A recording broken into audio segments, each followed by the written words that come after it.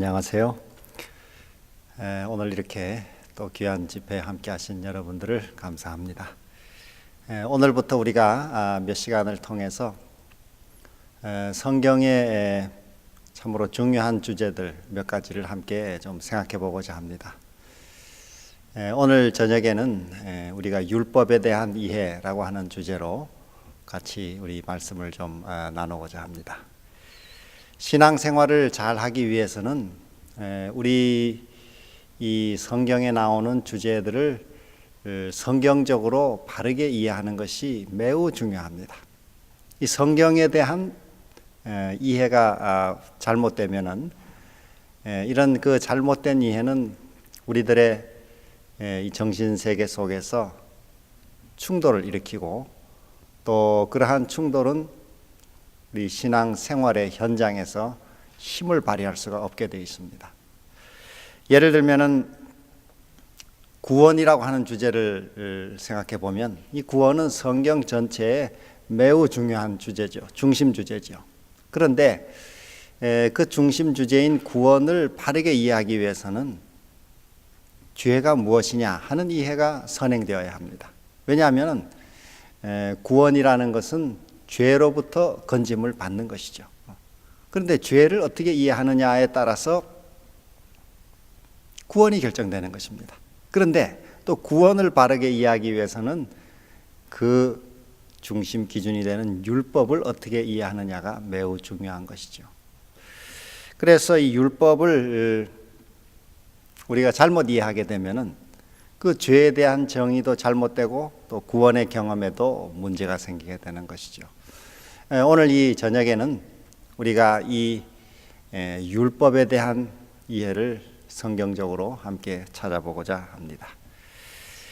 이러한 율법의 이해가 또 더 나아가서는 우리의 완전 또 더 나아가 우리의 성화 또 구원의 경험에 매우 큰 영향을 미치게 됨을 볼 수 있습니다. 자, 그래서 구원에 대한 이런 이해의 중심 기초 중에 하나인 율법에 대해서 함께 우리가 찾아보겠는데, 먼저 성경 가운데 율법에 대해서 잘못된 이해를 가진 경우를 먼저 한번 생각해 보면은 우리 마태복음 19장에 보면은 한 이야기가 소개되어 있습니다. 여기 보면은 한 부자 법관이 어느 날 예수님을 찾아와서 선생님, 내가 무슨 선한 일을 하여야 구원을 얻겠습니까? 영생을 얻겠습니까? 하고 질문을 했습니다. 그랬더니 예수님께서 계명들을 지켜라. 계명을 지켜라. 그랬더니 무슨 계명을 지킬까요? 그랬더니 예수님께서 10계명에 나오는 여러 계명들을 설명하셨습니다. 그랬더니 이 사람이 그 모든 계명은 내가 어려서부터 다 지켰다고 그렇게 아주 큰 소리로 대답을 했습니다. 아마도 이 사람은 자기가 생각하고 있는 계명, 즉 율법에 대한 이해가 예수님이 생각하는 것과는 좀 달랐던 것 같습니다. 예수님은 그 계명의 중심되는 참으로 율법의 중심을 말씀하셨지만은 이 사람은 그 율법의 여러 그 조항들, 그 글자들을 더 치중해서 생각했던 것임을 볼 수 있습니다. 그러다 보니까 이 사람의 삶은 그 율법의 중심이 되는 근본은 놓친 채 율법의 여러 조항들을 자기 나름대로 다 완벽하게 지켰다고 생각한 것이죠. 그래서 예수님께 나는 다 지켰다고, 이제 부족한 게 없다고. 그랬자 예수께서 그에게 설명하기를 그러면 너가 가서 내 소유를 다 팔아서 그것을 가난한 자들에게 주고 그리고 와서 나를 좇으라. 그러면 하늘에서 상이 있을 것이다. 이렇게 말씀을 하셨습니다. 그게 바로 율법의 본질인데, 그게 정말 성경이 말하는 율법인데 이 사람은 그것을 원치 않았습니다. 그 율법을 그는 지키기를 원치 않았습니다. 그래서 성경 기록에 보면은 그 사람이 근심하며 돌아갔다 이렇게 했습니다. 다시 말해서 율법에 대한 이해가 잘못됐더니 신앙생활에 잘못된 결과가 나타난 것이죠. 그래서 그러면 우리가 성경에서 율법은 무엇인가? 예수님께서 율법을 어떻게 이해하셨는가? 우리 그 몇 가지 성경 말씀을 한번 찾아보겠습니다. 우리 마태복음 22장 37절로 40절의 말씀을 하나 읽어보겠습니다. 예수께서 가라사대, 이 배경은 그 앞서 예수께서 사두개인들로 대답할 수 없게 하셨다함을 바리새인들이 듣고 모였는데 그 중에 한 율법사가 예수를 시험하여 묻는 질문에 대답으로 주신 것입니다. 선생님이여, 율법 중에 어느 계명이 크니까?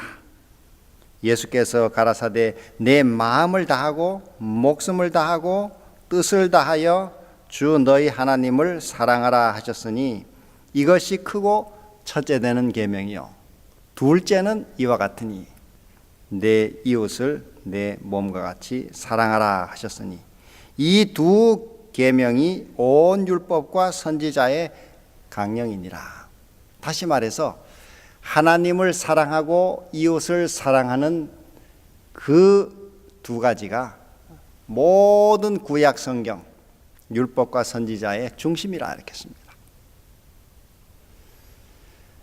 이 두 큰 계명, 즉 하나님을 사랑하고 이웃을 사랑하는 이 내용이 율법의 중심이라고 설명하신 것이죠. 그리고 이 율법의 조금 더 압축적인 내용을 사도 바울은 로마서 13장에 이렇게 설명하고 있습니다. 로마서 13장 8절로 10절을 우리가 보면은 이 율법의 내용이 무엇인지를 조금 더 깊이 설명을 하고 있는데, 피차 사랑의 빚 외에는 아무에게든지 아무 빚도 지지 말라. 남을 사랑하는 자는 율법을 다 이루었느니라. 간음하지 말라, 살인하지 말라, 도적질하지 말라, 탐내지 말라 한 것과 그 외에 다른 계명이 있을지라도 내 이웃을 내 자신과 같이 사랑하라 하신 그 가운데 다 들었느니라. 사랑은 이웃에게 악을 행치 아니하나니 그러므로 사랑은 율법의 완성이니라. 다시 말해서 이 모든 율법의 중심 본질은 사랑이라고 하는 것이죠. 사랑은 율법의 완성이니라. 이 성경의 사랑은 우리가 알다시피 자기를 비우고 또 자기를 희생하는 그 무아의 사랑을 가리키는 것을 알 수 있습니다. 한마디로 정리하면 율법의 본질은 사랑이라는 것이죠. 또 하나님의 품성도 역시 사랑이라 이렇게 했습니다. 우리 요한일서 4장 8절에 하나님은 사랑이시라. 그러니까 하나님이 사랑이시고 그분의 사랑의 사본, 즉 율법은 하나님의 품성의 사본이라고 우리에게 알려지고 있습니다. 이러한 율법의 중심의 이 본질을 우리가 때로 망각하고 그 율법을 그 글자들, 거기에 나오는 조항들로 이해하는 경우들이 있습니다. 그래서 그 조항들로 이해하게 될 때 우리의 이 신앙생활에 오는 문제들은 본질이 빠진, 다시 말해 그 생명이 빠진 글자를 붙들게 될 때 이 신앙의 생활에 가져오는 문제점으로는 이것이 위선적 신앙생활 또는 율법주의적 신앙생활로 떨어질 위험을 갖게 되는 것입니다. 또 거기서 완전주의 이런 문제도 또 파생되는 것이죠. 또 하나 이제 이런 그 잘못된 율법 이해를 갖게 될 때 얻는 문제는 소극적 율법관을 갖는다는 것입니다. 우리가 율법을 뭘 하지 말라, 뭘 또 못하게 하는 어떤 계율로 그것이 율법이라고 생각하게 되는 것이죠. 이게 많은 우리 신앙을 하는 사람들의 견해 속에 율법에 대한 그런 인식이 많이 들어 있습니다. 아, 율법은 계명은 뭘 못하게 하는 것이구나. 자, 그렇게 해서 이러한 그 소극적 율법주의 율법관을 갖게 될 때 그것은 우리 신앙생활의 자유를 제한하고 또 우리의 이 삶의 실천을 위축시키는 그런 결과를 갖고 오게 되는 것입니다. 그러한 그 소극적 율법관을 갖게 되면은 우리 성경 가운데 예를 들면 한 번은 우리 베드로가 예수님께 예수님, 형제가 내게 잘못하면 몇 번이나 용서를 할까요? 그 당시 랍비들의 규칙에는 세 번 용서하면 된다 하는 규칙이 있었습니다. 그런데 베드로는 그 세 번에 배를 더해서 6번, 거기에다 또 한 번을 더 얹어서 7번, 7번 용서를 하면 정말 넉넉하겠습니까? 하고 예수님께 물었습니다. 다시 말해서 그 베드로의 마음속에는 언제까지 안 하면 될 것인가 하는 그 소극적인 율법 이해를 가지고 있었던 것이죠. 그래서 그는 그만큼만 용서 이제 하고 그 다음에는 더 이상 안 해도 되는, 다시 말해 율법이라는 것이 뭘 어디까지만 안 하고 많은 그런 소극적인 이해를 가지다 보니까 그런 질문을 하게 된 것이죠. 예수님께서 거기에 대해서 대답하시기를 7번만이 아니고 70번씩 7번도 하라 이렇게 했습니다. 그거는 490번만 하라 이런 뜻이 아니고 율법의 본질이 무한한 사랑, 끊임없는 용서, 모든 사람을 언제나 사랑하는, 항상 사랑하라고 하는 그 사랑의 본질을 말씀하신 것이죠. 베드로의 이런 이해처럼 아까 말씀드린 이 부자 법관도 그는 무엇을 안 하면 되는 것으로 생각한 것이죠. 그리고 그렇게 안 한 것으로 율법을 지킨 것이라고 생각한 것입니다. 그러나 예수님의 말씀은 내 모든 것을 팔아서 가난한 자들에게 다 나누어주고 그리고 와서 나를 좇으라. 그러면 하늘에서 상이 있으리라고 말씀하셨는데 그는 그 율법은 지키기를 원치 않은 것입니다. 우리 갈라디아서 5장에도 보면은 이런 율법의 요약을 다음과 같이 말하고 있습니다. 갈라디아 5장 14절에도 온 율법은 내 이웃 사랑하기를 내 몸같이 하라 하신 한 말씀에 이루었나니. 그래서 이 율법은, 성경에 말씀하는 율법은 그 본질이, 그 10계명에 10가지 계명이 있다고 하면은 그 계명 글자를 포함해서 그 계명과 연결된 그 밑에 정말 저는 늘 이 율법을 온 우주만큼 큰 어마어마한 그 빙산의 사랑이라고 늘 생각하고 있습니다.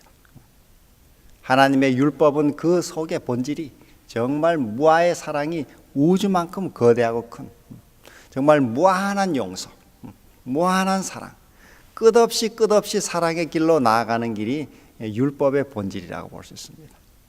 우리는 율법을 흔히 그 율법의 어떤 글자 몇 개 지키고 그거 순종하면 되는가 보다, 뭐 그래 생각하는 경우가 있지만은 실제로 이 성경이 말씀하는 율법은 정말 무한한 용서의 길로 7번만이 아니고 490번이 아니라 끝없이 용서하는 길로 나아가고, 또 나를 괴롭히고 내 마음을 들끓게 하는 그런 어떤 사람의 문제라 할지라도 끝없이 용서하고 사랑할 수 있도록 그런 길로 가는 것이 율법을 순종하는 길이라고 할 수 있습니다. 그런데 이런 율법은 인간의 힘으로 지킬 수가 없습니다. 그런 점에서 이 율법 지킨 사람은 아무도 없는 것이죠. 모든 사람이 다 죄를 범했고 또 그러한 율법을 다 어겼기 때문에 인간의 삶은 참으로 그 자체로는 소망이 없는 것이죠. 의인은 없나니 하나도 없다 이렇게 했습니다. 자, 여기에 하나님께서 구원의 기별을 보내주셨는데 우리가 이러한 그 율법을 늘 어기고 사는 죄인이라는 것을 기억할 필요가 있습니다. 이 율법을 그렇게 이해할 때 내가 죄인이라는 것을 깨닫게 되는 것이죠. 왜냐하면 내가 율법의 어떤 조항을 그게 율법의 전부라 생각한다면 의지력이 강한 사람이든지 또 교회 문화 속에서 자란 사람이든지 이런 사람들은 막 그런 것들을 다 지키고 나는 율법을 어기지 않는다, 뭐 의인이다 이렇게 생각할 가능성이 있습니다. 그런데 우리가 율법의 그 본질을 가만히 생각해 볼 때 하나님 그 자신의 사랑, 하나님이 사랑이시고 또 율법도 그 사랑이 율법의 완성이라고 하는, 그리고 모든 계명들이 있지만은 이웃을 사랑하고 마음을 다해 하나님을 사랑하는 그 모든 곳에 들었다고 하는 이 율법의 원래 본질을 바르게 이해하게 될 때 내 자신은 정말 하나님의 그런 율법을 마음으로 제대로 지키고 사는가, 또 생활에 실제로 시키고 사는가, 자신을 우리가 돌아보게 되는 것이죠. 그 율법 앞에 우리가 바로 설 수 있는가? 우리 인간의 의는 없는 것이죠. 인간의 의. 자, 여기에 우리 이 율법에 대한 바른 이해를 성경을 통해서 우리가 보게 됐습니다. 어떤 사람들은 십계명을 가리켜서도 십계명은 뭐 글자 하나하나가 그 자체가 영원하다 이렇게 생각하는 사람이 있습니다. 그러나 십계명의 글자는 그 자체가 영원한 것이 아닙니다. 예를 들어 천사들에게 간음하지 말지니라, 천사에게 아무 소용이 없는 일이죠. 또 뭐 내 부모를 공경하라, 천사에게 부모가 어디 있다고 우리가 볼 수 없습니다. 도적질하지 말라. 그러나 그 십계명의 정신, 아까 예수님이 요약하신 하나님을 마음을 다해 사랑하고 또 이웃을 우리 자신처럼 사랑하는 그 근본적인 율법은 동일한 것입니다. 그래서 우리가 자칫 십계명 자체 글자에 또 매여서 그 글자 자체가 마치 영원한 것처럼 그렇게 생각하는 것은 문제를 일으킬 수가 있는 것이죠. 십계명의 우리 한 계명인 우리 이 네 번째 계명을 봐도 종들과 짐승들과 다 그날에 자유를 주어라. 그 지금은 종이 우리가 따로 없는 시대죠. 그러니까 그 십계명의 글자 자체가 영원한 것이라기보다는 아까 말씀드린 이 십계명의 근본 정신인 하나님을 사랑하고 또 이웃을 사랑하는 그것이 하늘을 지배하는 원칙이고 또 우리 이 땅에도 적용되는 원칙이라고 할 수 있습니다.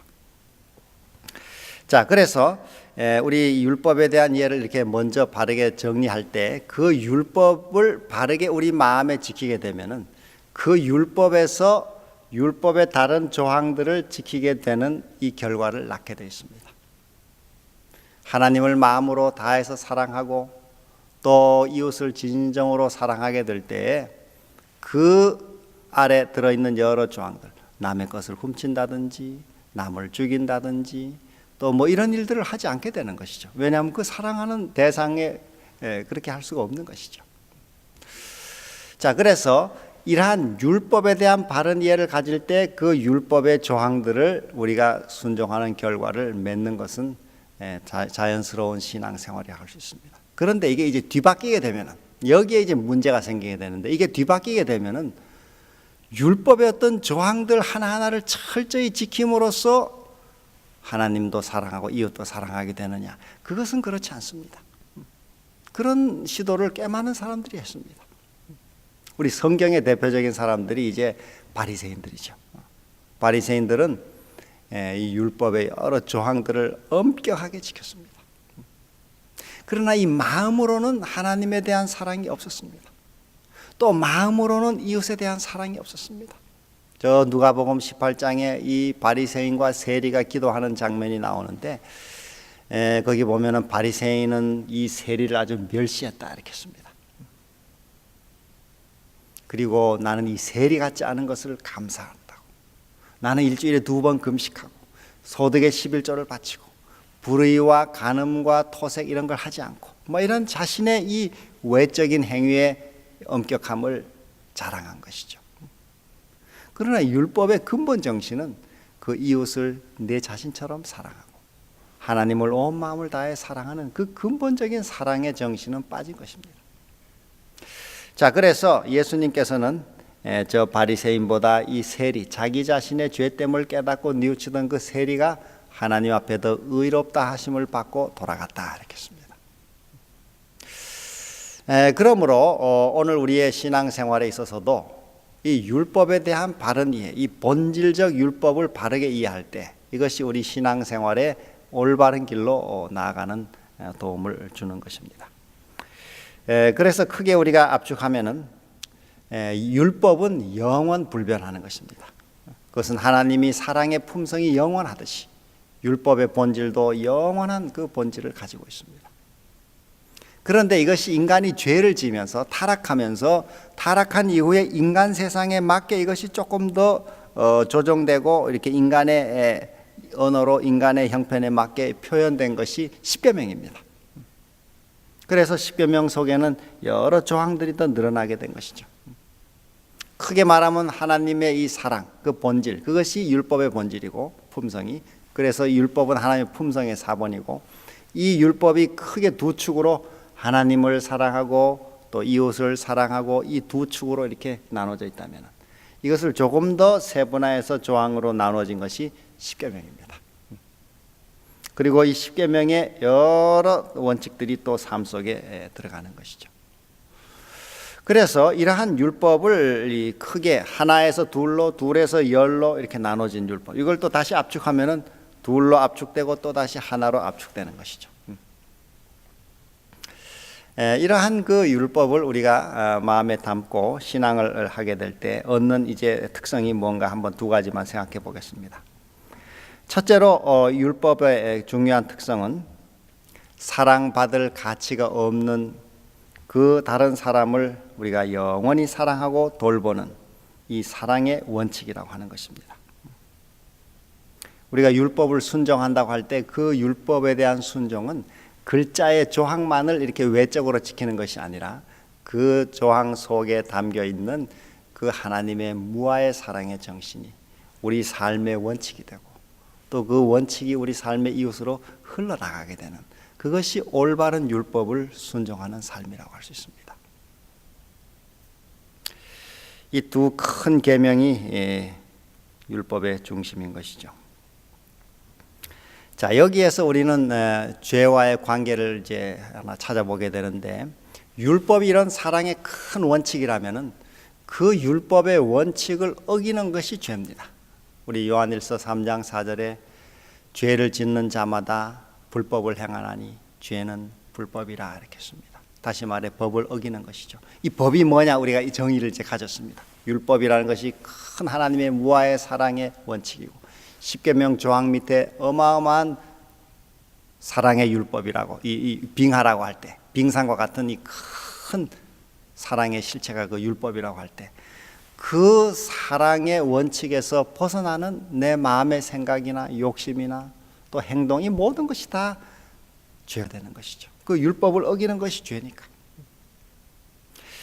그러므로 우리 사람의 삶이 외적으로 수양을 많이 쌓아서 모양이 반듯하고 뭐 남보기에 실수가 없는 것 같다고 해서 그 마음의 본성이 하나님의 그런 무아의 사랑의 본성과 일치하는 율법의 삶이 되지 않을 때는 모든 것이 다 죄인인 것입니다. 그런데 우리가 다음 시간에 한번 살펴볼 이 죄의 문제에서 인간은 아담과 하와의 타락 이래로 모든 인간은 절로 죄로 기울어지는 본성을 타고납니다. 다시 말해 이기적이고 교만하고 하나님을 떠나는 이 반역의 본성이 아주 뿌리 깊이 유전적으로 내려오고 있습니다. 그래서 사람은 그 스스로가 율법을 지킬 수가 없게 되어 있습니다. 그러면 인간이 율법을 지키고 의의 의인이 되어야, 의라는 것 자체도 하나님의 율법에 100% 일치한 상태를 의라고 합니다. 그렇게 율법에 온전히 일치한 그런 사람이라야 구원에 이를 수 있는데, 예수님도 그런 계명을 지켜라, 그래야 구원이 있다 이렇게 말씀하셨는데, 그러한 그 인간은 의를 어떠한 노력으로도 얻을 수가 없는 것이죠. 무슨 수양을 아무리 쌓아도, 또 의지를 아무리 강하게 발휘해도, 또 뭐 어떠한 선행을 많이 쌓아도 그 인간의 이 죄된 본성이 하나님의 그 사랑의 율법에 온전히 일치할 수가 없는 것입니다. 그래서 성경이 로마서 3장에 의인은 없나니 하나도 없다, 모든 사람이 죄를 범하였음에 하나님의 영광에 이르지 못하더라 이렇게 했습니다. 그렇다면 인간은 희망이 없는 것이죠. 이 죄 가운데 결국 죄의 값인 죽음에 떨어지는 것이죠. 그런데 성경의 이 귀한 중심 기별은 그러한 인간에게 하나님이 찾아오셔서 그 모든 죄의 값을 대속하시고, 또 그 이 땅에 인간으로 오신 삶에 하나님의 율법을 온전히 이룬 의의 생애, 완전한 의의 생애를 사시고, 그 의의 선물을 인간에게 값없이 믿는 자에게 옷 입혀 주시는, 값없이 의롭다함을 주시는 그 선물을 주심으로 우리 인간이 구원에 이를 수 있게 복을 주신 것이죠. 이것이 성경의 중심 기별이라고 할 수 있습니다. 자, 그래서 율법을 우리가 잘못 이해할 때 율법을 이 본질을 놓치고 율법의 어떤 조항들로 이해하고 그 조항들 글자들을 지키는 것을 율법을 지킨다고 이해하게 될 때 이 문제가 이제 어디에 영향을 주냐면 우리 다음 주제인 죄에 대한 이해에 영향을 주게 되어 있습니다. 예를 들어 율법을 그런 조항들로만 생각하면 뭐 하지 말라, 살인하지 말라, 간음하지 말라, 뭐 도둑질하지 말라, 거짓말하지 말라 이런 정도로만 이해한다면은 내가 거짓말 안 하고 마음속으로는 뭐 이렇게 남을 미워하는 마음이 있더라도 실제 살인을 안 하고 또 뭐 간음을 안 하고 또 도둑질을 안 하면은 나는 계명을 다 지킨 것입니다. 왜냐하면 계명 자체를 그렇게 이해하게 되면은 그거 안 하면 나는 계명을 지킨 것이죠. 그러면은 나는 죄가 없는 것이죠. 또 내가 죄가 없으면은 뭐 그런 구원의 문제도 필요가 없는 것입니다. 그렇게 되면은 예수님의 십자가가 뭐 그 무슨 큰 의미를 못 찾는 것입니다. 요즘에 우리 많은 신앙인들이 그 십자가 얘기를 하도 들어서 뭐 십자가가 뭐 그렇게 대단하다고 자꾸 얘기를 하느냐. 뭐 교회만 가면 십자가 얘기하느냐. 그 자체는 이 복음의 큰 은혜를 깊이 깨닫지 못한 이유는 율법에 대한 이해가 잘못되어 있기 때문에 그렇습니다. 율법에 대한 이해를 잘못 가지니까 자기 자신이 죄에 대해서 심각하게 생각하지 않는 것이죠. 뭐 내가 큰 죄를 범했다고 생각하지 않는 것이죠. 왜냐하면 내 무의식 개념 속에 그냥 일반 개념 속에 율법이라는 것은 뭐 하지 말고 뭐 이거 나는 뭐 크게 잘못 행하는 게 없다고 생각하면은 뭐 율법을 나는 어기지 않는다고 생각. 다시 말해 나는 죄가 없다고 생각하는 것이죠.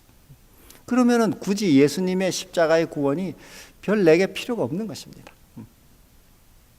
자, 그래서 이러한 율법에 대한 이해가 죄에 대한 이해를 결정하고 또 그것이 의에 대한 영향을 또 주는 이해에 영향을 주는 것을 볼 수 있습니다. 자, 그러면 성경에서 이렇게 우리 신앙생활하면서 큰 위험스러운 신앙의 자세 가운데 하나가 이 바리새주의 신앙인데 이 바리새주의는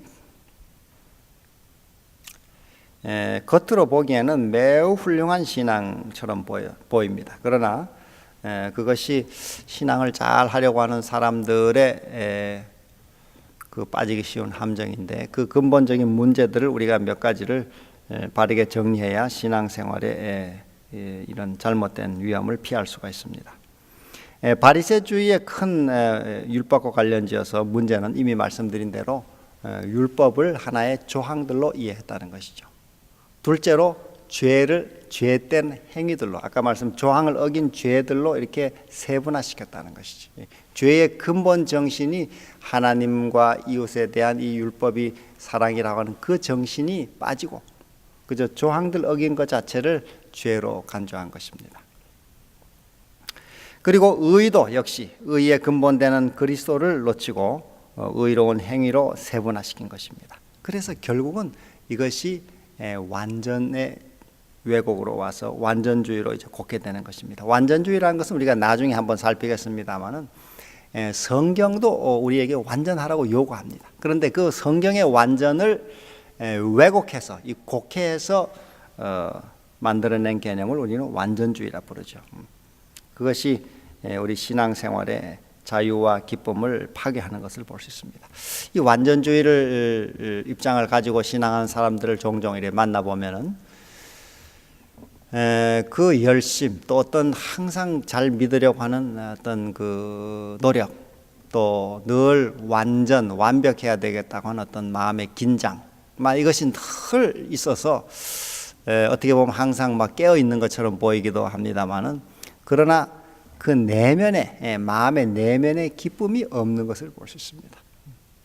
마음의 평화가 없고 항상 긴장 상태에 있을 뿐 아니라 그 내면에 이런 하나님의 사랑의 은혜의 체험이 부족하기 때문에 항상 다른 자기보다 못한 사람에 대해서 정죄하게 되어 있습니다. 남을 항상 비난하게 되어 있어요. 다른 사람을 비난하고 또 뭐 다른 교회 직분을 가진 사람들을 비난하고 이렇게 그 자연스럽게 남을 비판하는 길로 떨어지는 것을 볼 수 있습니다. 아까 우리 예를 들은 바리새인도 그 자신의 신앙을 자랑하고 또 그렇지 못한 사람을 비판하는 것을 볼 수 있죠.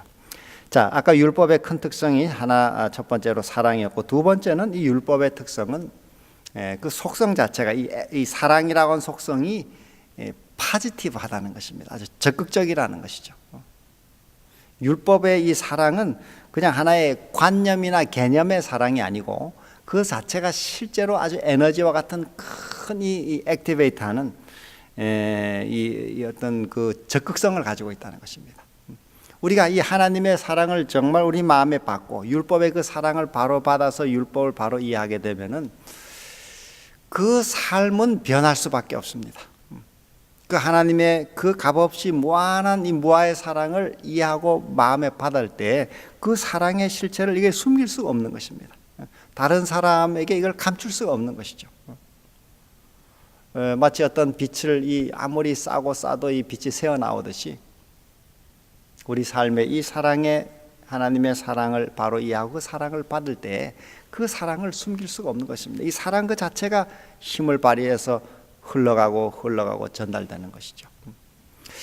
그러한 그 율법에 대한 바른 이해는 그런 결과를 가져옵니다만은 율법을 잘못 이해하게 될 때 소극적 율법관에 빠지게 되고 이 부정적 율법관에 빠지게 되는 것입니다. 그래서 말씀드린 대로 율법을 뭘 하지 말라 하는 조항으로만 이해하는 것이죠.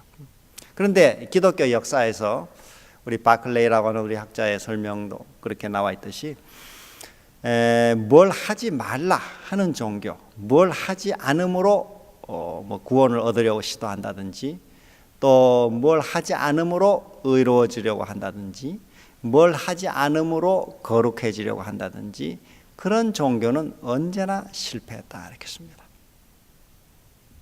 우리의 신앙생활은 여기 이 율법을 우리가 같이 공부한 대로 그 율법 자체가 적극적인 속성을 가지고 있기 때문에 그 사랑 자체가 이 어떤 표현을 빌리면은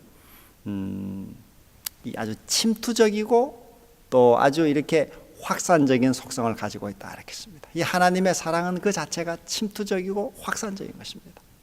하나님의 율법을 바로 이해하고 또 하나님의 사랑을 바로 이해하고 마음의 그 사랑을 가진 사람은 그 있는 공간이 가정이든지 직장이든지 어떤 그 그룹이든지 그 사랑이 흘러가게 되어 있습니다. 나는 하나님은 믿고 하나님의 사랑을 받고 산다고 하면서도 옆에 사람에게 무관심하고 또 냉랭한 이런 태도를 늘 가지고 항상 이렇게 차가운 삶을 산다 하면은 그것은 실제로는 하나님의 사랑이 없는 것입니다.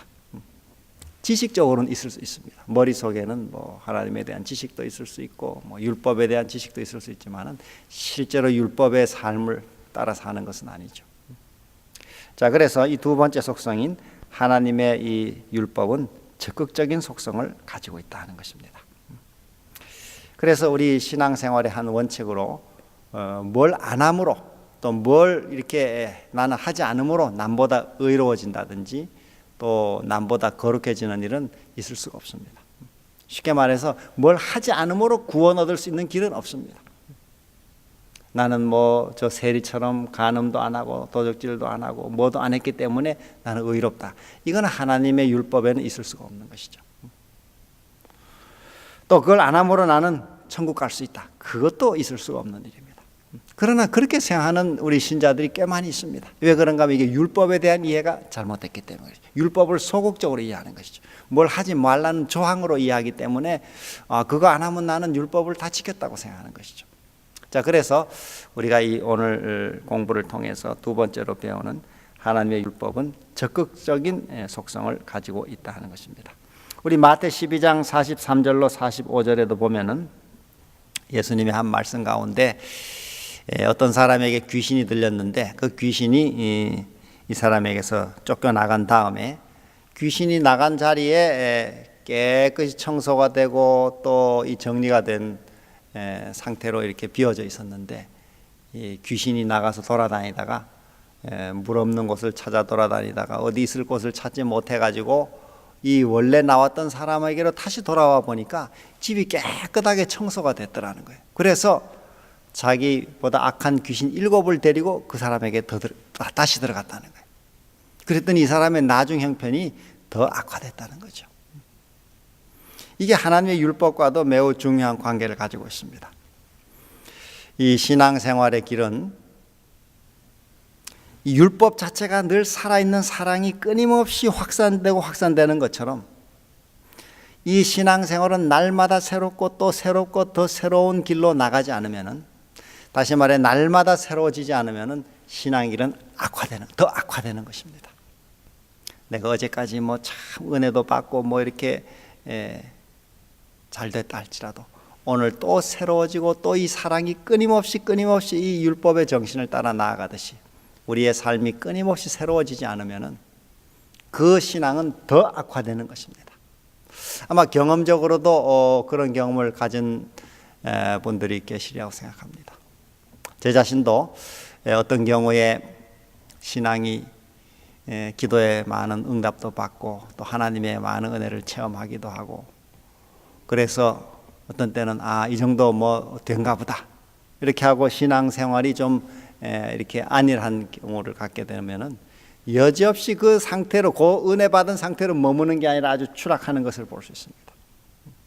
우리 성경에도 엘리야가 저 갈멜산에서 850명의 이방 사제들을 다 처형하고 선지자들을 처형하고 정말 이 하늘 끝까지 이렇게 신앙이 올라갔는데, 그러나 그 다음에 끊임없이 새로워지지 않고 그가 형편을 보고 도망가는 이야기가 저 우리 열왕기상 19장에 소개되어 있습니다. 이 끊임없이 자라가는 것이죠. 이렇게 하나님의 율법이 무한대로 가듯이, 무한한 사랑의 길로 가듯이, 이만큼 내가 뭐 저 사람 사랑했으면 이제는 화를 좀 내도 되겠지, 그런 것이 아니라는 거죠. 율법은 무한한 사랑의 길로 가는 것입니다. 또 무한대 용서의 길로 가는 것이죠.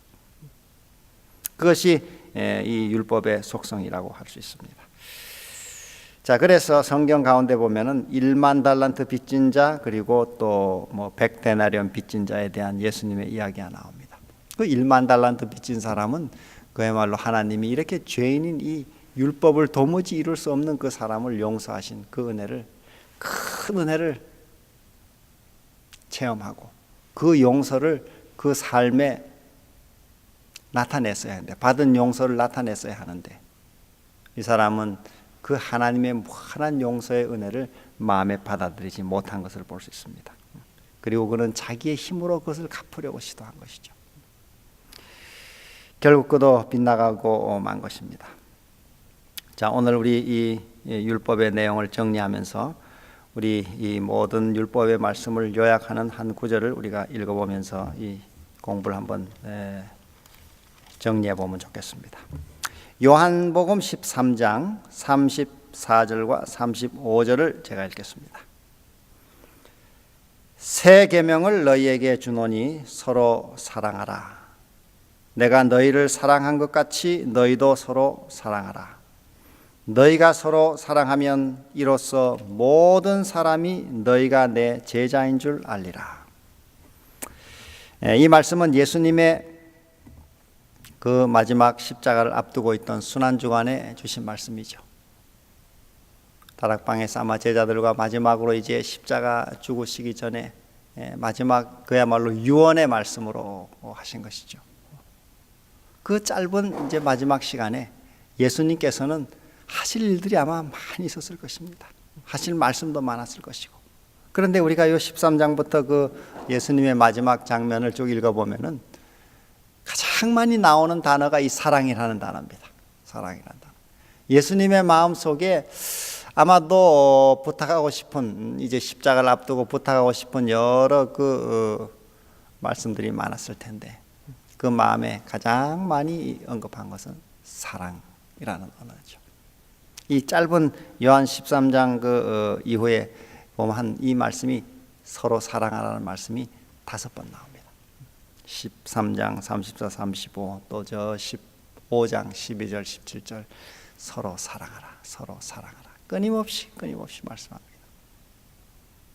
예수님의 마음을 가득 채웠던 것은 그 사랑의 마음이죠. 서로 사랑하는, 이것이 새 계명이라 이렇게 했습니다. 새 계명을 너에게 주는데 서로 사랑하라. 이 계명 자체가 새로 그때 주어진 계명은 아님을 알 수 있어요. 왜냐하면은 이미 구약 성경 저 신명기 6장에도 하나님을 너 마음을 다해 사랑하라 이런 말씀이 이미 있고, 또 저 레위기 19장 18절에도 내 이웃을 사랑하라는 말씀이 이미 있습니다. 그런데 예수님께서 여기 새 계명을 준다 이렇게 했어요. 새 계명을. 이 새 계명이 아닐 때 왜 새 계명이라 그러셨는가? 이것은 이 제자들이 이 율법의 원래 정신인 그 무한한 사랑으로 서로 사랑하지 않고 누가 크냐 이렇게 누가 더 크냐 이런 죄의 이기적인 욕망, 더 교만하고자 높고자 하는 교만한 마음, 이 죄된 마음을 그냥 가지고 율법을 따라 살지 않는 그 제자들에 대해서 유언으로 예수께서 부탁하신 것이죠. 새 계명을 너에게 주노니. 다시 말해 이런 경험적인 새로운 실천, 삶의 율법의 온전한 정신을 따라 서로 사랑하는 그 실천을 요구하신 것입니다. 새 계명을 너에게 주노니 서로 사랑하라. 내가 너희를 사랑한 것 같이 너희도 서로 사랑하라. 너희가 서로 사랑하면 이로써 모든 사람이 너희가 내 제자인 줄 알리라. 아까 우리 로마서 13장에도 남을 사랑하는 자는 율법을 다 이루었느니라. 율법의 이 율법을 순종하는 길은 이 사랑을, 하나님을 사랑하고 이웃을 사랑함으로 이루어지는 것입니다. 그것이 신앙의 중심이죠. 이거는 천국에 가서도 변함이 없습니다. 지금의 하늘에 있는 천사들도 이 법의 율법의 지배를 받고 그 법을 따라 살고 있습니다. 하나님을 사랑하고 천사들 상호간에 사랑하고 또 다른 피조물들을 사랑하고, 오늘 우리도 이 땅에서 그것을 바르게 따라 살아갈 때 영원한 하늘의 법을 우리는 따라 살아가게 되는 것이고, 또 그 하늘에도 우리가 들어가 살게 될 때도 우리의 삶에 아무런 문제가 없게 되는 것이죠. 자, 오늘 이 하나님의 율법을 우리 마음에 담고 또 그 율법의 조항들을 우리가 자연스럽게 순종하는 그런 삶, 이것이 올바른 신앙의 길이라고 할 수 있습니다. 자, 이런 율법의 이해가 참으로 우리에게 중요하고, 또 이 율법을 바르게 이해함으로 그런 바른 순서가 우리 신앙생활에 맺혀야 되겠습니다. 이것이 참으로 중요한 문제임에도 불구하고 약한 마귀가 우리를 끊임없이 자꾸 이 율법에 대한 오해를 던져서 마치 율법의 조항들을 잘 지킴으로써 하나님을 사랑하게 된다든지, 또 아니면 그걸 그렇게 함으로써 하나님의 은혜를 받게 한다든지, 어떤 조항들을 철저히 지킴으로 내가 의로워지려 한다든지, 이런 유혹을 자꾸 던지고 있습니다. 언제나 순서는 먼저 근본이 되는 이 하나님의 사랑의 율법을 우리가 바르게 이해하고, 그 사랑의 율법을 우리 힘으로 지킬 수가 없기 때문에, 이 죄된 본성을 가진 인간이 지킬 수 없기 때문에 하나님의 은혜를 구하고 하나님을 믿는 믿음을 통해서 그 사랑을 날마다 받아야 하는 것이죠. 인간의 내면에는 이런 율법의 정신인 사랑이 없습니다. 타고난 인간의 본성은 그런 사랑이 없습니다.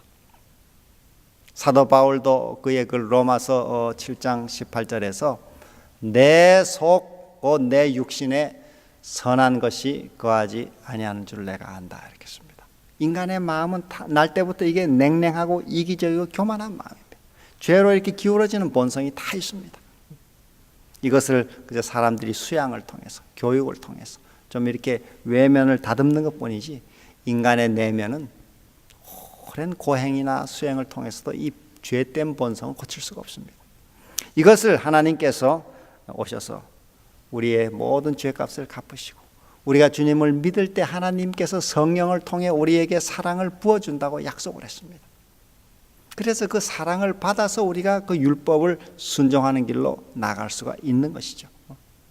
그러니까 하나님의 은혜가 없이는 이 율법을 지킬 수가 없는 것이죠. 로마서 5장 5절에 우리에게 주신 성령으로 말미암아 하나님의 사랑이 우리 마음에 부어진다 이렇게 했습니다. 부음받는다 이렇게 했어요. 인간의 이 타고난 냉랭한 이 마음에, 사랑이 없는 마음에 하나님께서 성령을 통해서 그를 믿는 자에게 하나님의 사랑을 쏟아 부으신다 그랬습니다. 그것이 들어와서 사랑할 수 있게 되는 것이고, 가족 간에도 또 이웃 간에도 직장 동료 간에도 어떤 때는 우리가 사랑할 수 없는 이 관계들이 있습니다. 그 내 힘으로, 인간의 힘으로 안 되는 것이죠. 신앙생활을 지식적으로만 가져도 안 되는 것입니다. 여기 성경의 이 약속을 의지해서 우리가 하나님이 그 없는 사랑을 무리하게 요구하는 것이 아니고 그 사랑을 날마다 주시기로, 부어주시기로 약속하셨으니 우리가 하나님의 성령을 구하고 또 성령의 은혜로 이 율법의 길을 갈 수 있도록. 왜냐하면 이 율법의 길을 걷는 일에는 성령의 은혜가 절대적으로 필요합니다. 몇십 년 신앙했다고 신앙의 연조가 우리를 율법을 지키게 해주는 것이 아니고, 내가 신학 공부를 많이 했다고 그런 성경 지식이 또 율법을 지키게 해주는 것도 아닙니다.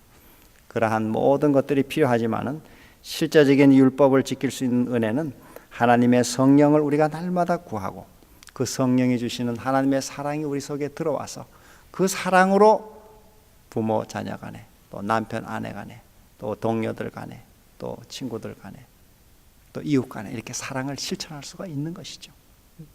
그것이 결국은 우리가 율법을 온전히 이루는 삶으로 나아갈 수가 있는 것입니다. 그런 삶은 우리가 교만해질 수가 없는 것이죠. 왜냐하면 그 하나님의 사랑의 은혜로 이것이 다 이루어지는 삶이기 때문에 그 사랑의 모든 공로가 하나님께 있는 것입니다. 우리 성경 마지막으로 한 예를 잠깐만 보면은 성경에 우리 누가복음 15장의 그 탕자의 비유 가운데 마다들이 나옵니다. 그 마다들은 참 모범생이었습니다. 그러나 그 모범생이 아버지 집에 나는 아버지 명령을 절대로 어긴 것이 없다 이렇게 했어요. 율법을 정말 잘 지켰다고 생각했어요. 그러나 그 아들이 돌아올 때, 동생이 돌아올 때 그는 그 동생의 이 아버지가 대우하는 것에 대해서 아주 분노했습니다. 그 마음에 사랑이 없었던 것이죠. 아버지의 원래 그 명령은 서로 사랑하고 온전한 사랑으로 용서하는 것인데, 그는 아버지의 하지 못하게 하는 어떤 조항적인 율법, 그것만 가지고 그는 충실하게 산 것입니다. 바리새인들처럼 나는 다 지켰다고. 아버지 명을 어긴 것이 없었는데 이 아들은 다 탕진하고 돌아오는데 왜 이런 대우를 해주느냐고 분노한 것을 보게 되죠. 우리 교회 안에도 이렇게 신앙하는 사람들 가운데 자기 자신이 뭔가 좀 더 잘 믿는다고 스스로 생각하고 그렇지 못한 사람들을 정죄한다든지, 또 남의 은혜로 그런 복을 누리는 것에 대해서 시기한다든지, 그런 마음을 갖는 것은 올바른 신앙이 아님을 볼 수 있습니다. 우리 새 언약의 말씀은 언제나 하나님의 율법이 우리 이제는 마음에 새겨지는 것이, 글자 돌판에 새겨지는 것이 아니라 이 마음판에 새겨서 그 마음판에 새겨진 우리 율법의 정신이 우리 품성 속에 새겨져서 그 정신이 우리 삶에 흘러나가는 것입니다. 또 그것이 성령을 통해 이루어지는 것이라고 말하고 있습니다. 우리 에스겔 36장, 또 우리 새 언약의 말씀인 예레미야 31장, 바로 성령을 통한 우리 마음의 율법이 새겨지는 삶, 그 율법이 우리 삶을 온전히 변화시키고 그 삶이 우리 가정과 직장과 교회와 또 이 사회에 퍼져나가는 삶, 그게 하나님의 나라가 이 땅에 임하는 것이죠. 자, 그런 올바른 우리 율법의 이해를 통해서 우리 신앙생활이 하나님의 율법에 온전히 일치하는 삶으로 우리 모두가 나아가게 되기를 소망합니다. 또 오늘 함께 하신 여러분들의 그 삶에도, 가정에도 이런 그 율법에 대한 올바른 이해를 통해서 우리 신앙생활이 더 아름답게 변해가고 또 우리 가정과 또 사회 이웃이 변해가는 그런 큰 복을 또 우리 모두가 함께 누리도록 하나님께서 우리 모두에게 복을 허락해 주시기를 간절히 바라면서 또 오늘 공부를 마치도록 하겠습니다. 감사합니다.